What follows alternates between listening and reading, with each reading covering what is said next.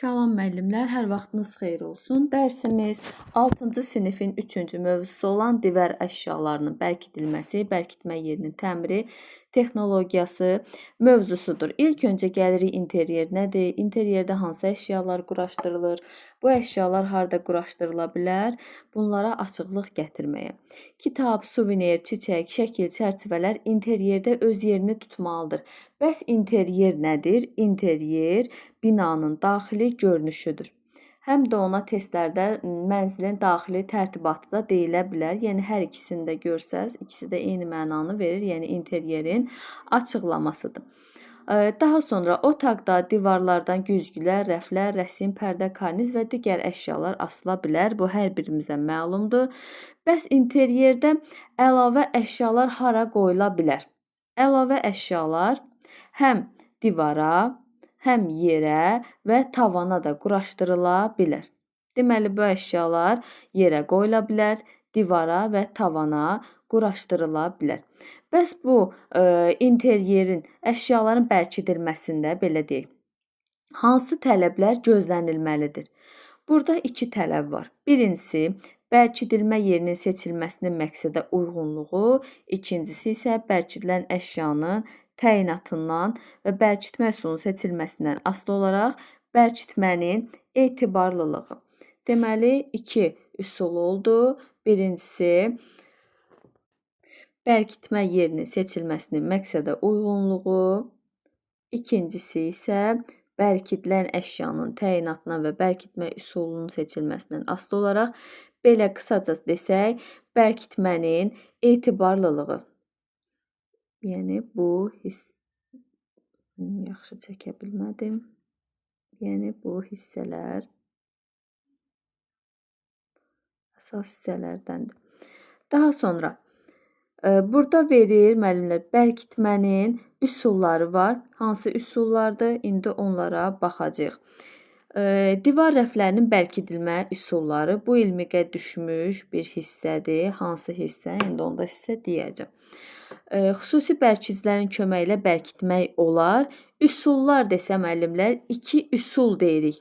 Baxın, görünməz üsul, üzr istəyirəm, A-da görünməz üsul, B-də isə görünən üsul.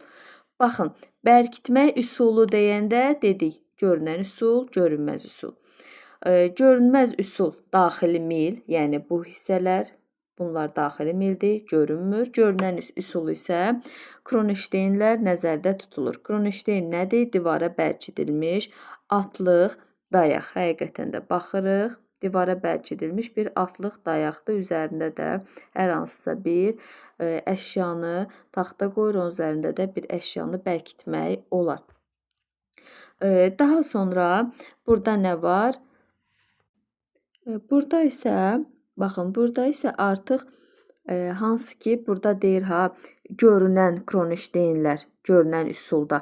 Ona nümunələr verir ki, metal dayaqlar, asmalar, müxtəlif növ Kronşteynlərdən istifadə olunur. Yəni, bunun belə deyək ki, açılımı kimi, görünən Kronşteynlərin açılımı kimi onu verir.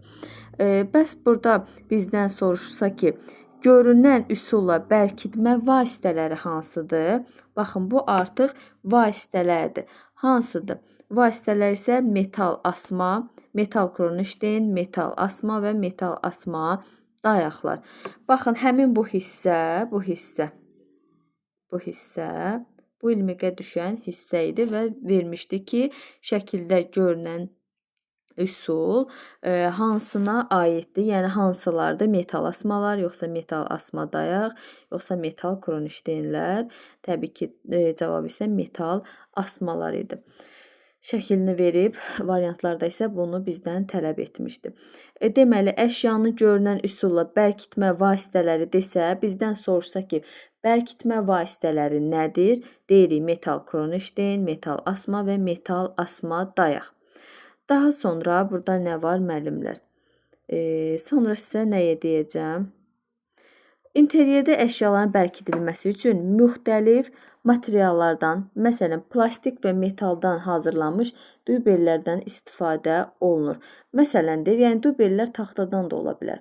Bu sadəcə elə plastik və metaldan olmur. Onlar taxtadan da olan dübellər, balaca taxta tıxaclar var ki, onlar yəni o materialdan da hazırlana bilər. Amma indi burada məsəl olaraq çəkib ki, plastik və metaldan hazırlanmış dübellər. Dübel nədir? Baxın, burada yazıb. Dəlik və qabırğalı səthi olan plastik tıxacdır. Baxın, elə bunların özü, bunlar yox, amma bunlar plastik dübellərdir. Baxın, görürsünüz. Həmçinin də bunun özü də dübeldir. Başqa burada var. Baxın. Bu da kəpənək dübeldir. Belə. Deməli, necə dedik? Dübel, dəlik və qabırğalı səthi olan plastik tıxac dübel adlanır.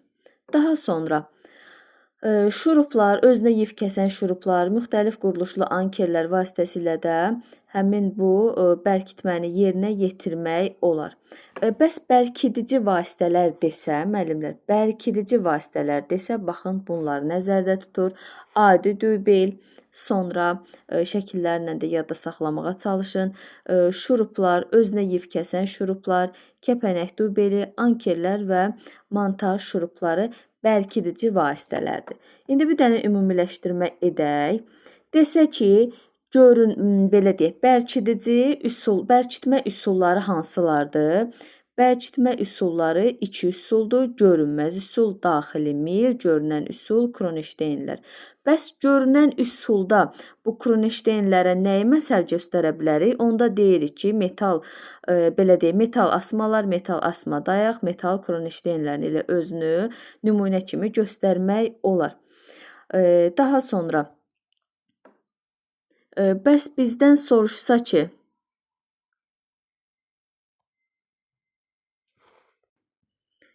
sonra müəllimlər, bəs desək ki, bərkidici vasitələr nədir? Bərkidici vasitələri isə, baxın, bu hissə nəzərdə tutulur.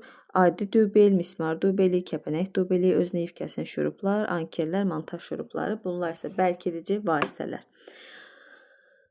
Sonra gəlirik nəyə? Gəlirik burada nə var? Baxaq görək bizə vacib olan hissələrdən. Deyir ki, gizli elektrik xəttini tapmaq üçün müxtəlif cihazlardan istifadə olunur. Çünki dəliyi açarkən hər hansısa bir divarda dəliyin açılması prosesində onu birbaşa, yəni belə deyək, körtəbii şəkildə etmək olmaz. Çünki bilirik ki, divarların arxasından müəyyən belə naqillər keçir, müəyyən borular keçir, yəni onları zədələyə bilər. Bəs bu naqilləri tapmaq üçün bizə nə kömək olur? Gizli şəbəkə siqnalizatoru istifadə edirik. Bu siqnalizator nədir? Siqnalizasiya cihazıdır. Bəs o necə tapır? Yəni hansı qalınlıqda olan elektrik kabellərini müəyyən edə bilir? O 5-7 sm suvaq altında olan elektrik kabellərini aşkar etmək kömək edir. Daha sonra müəllimlər, burada baxın bu şəklə, bu şəkil yox, amma burada olan ardıcıllıq bu il yox, keçən ilmiqə düşən hissədir. Əşyanın kərpic divara bərkidilmə ardıcıllığı. İlk öncə dəlik burğulanır. Dəliyə dübel quraşdırılır, üzərinə şurup bağlanır və əşya bərkidilir. Bu isə bunun ardıcıllığıdır. Daha sonra kərpic və baxırıq bura. Kərpic və tıxac şurupdan ibarət olan kərpic divara, daha doğrusu kərpic divara tıxac və şurupdan ibarət olan mismar dübeli quraşdırılır. Deməli, kərpic divara tıxac və şurupdan ibarət mismar dübeli quraşdırılır. Tıxac adlanan hissəsi neylondan olan dübel daha etibarlıdır. Hansı dübel? Tıxac hissəsi neylon adlanan dübel daha etibarlı dübeldir. Dübelin forması çox əhəmiyyətlidir. Kərtikləri nə qədər çox olarsa, o bir qədər yaxşıdır. Dübelin daxilində diametri və yivin addımı dəliklərdəki yivə uyğun gələn şurup burulur. Yəni onun diametrinin və yivin addımında həmin o dəliklərə uyğun gələn şuruplar burulmalıdır. Məsələn, bura baxaq bir dənə. Baxın burada. Yəni bu hansı adi dübel deyil, A da adi dübeldir. Buna uyğun şurup onun içərisinə bağlanmalıdır. Çünki yəni eyni olmalıdırlar da, bir-birinə uyğunlaşmalıdır. Burada da onu nəzərdə tutur və açıqlamasını da verir. Daha sonra bəs məsaməli materiallarda nə quraşdırılır? Məsaməli materiallarda quraşdırıla bilən bir neçə fərqli bərkitmə növü var. Əvvəlcədən deşilmiş, buradan deyirik, baxın buradan deyirik, əvvəlcədən deşilmiş dəliklərə burğulanan spiral dubelləri məsaməli materiallara quraşdırılır, yəni belə deyək, divarlara quraşdırılır. Spiral dubeli, onun özünə isə burğulanır, yəni bağlanır montaj şurupları. Daha sonra burada müəllimlər göstərib şəkil A-da spiral dubelini, burada isə əşyanın spiral dubeli ilə bərkidilməsini göstərir. Baxırıq əşyanın spiral dubeli ilə bərkidilməsi. Ağır əşyaları beton divara əsasən ankerlərlə bağlamaq lazımdır. Bu bərkitmə bütün istiqamətlərdə yükləri, yəni yükləmə halında etibarlı olur. Yəni ən etibarlı beton divarlarda ağır əşyaların istifadəsində ankerlərdən istifadə olunur. Bəs ankerin bərkitmə ardıcıllığı necədir? İlk öncə dəlik burğulanır hər birində də. Kərpic divarda da dubel quraşdıran zaman da ilk öncə dəlik burğulanır. Daha sonra burada dəlik tozdan təmizlənir. Toz soran və yaxud da ki, burada verib həmin hissə, toz soran və yaxud da ki, yaza bilmədim. Fırça və yaxud da ki, toz soran vasitəsilə. Çünki birisi beton olduğuna görə orada qum, beton dənələri yaranır. Onları təmizlənmək üçün fırça və yaxud da ki, toz sorandan istifadə olunur. Daha sonra anker dəliyə vurulur. C-də anker dəliyə vurulur və onun üzərindən də əşya bərkidilir. Bu da belə. Alçıpan və gips kardonla işləyərkən, yəni bu divarlarda isə kəpənək dubelindən istifadə olunur. Hansı ki, bu dubeldən söhbət gedir, həmçinin də bu.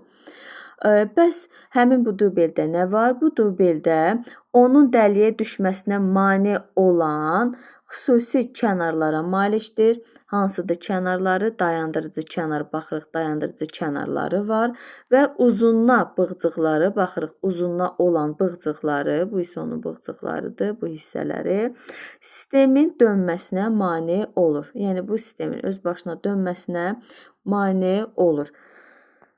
Daha sonra müəllimlər, baxaq görək nə var burada. Sonra burada belə bir hissə var.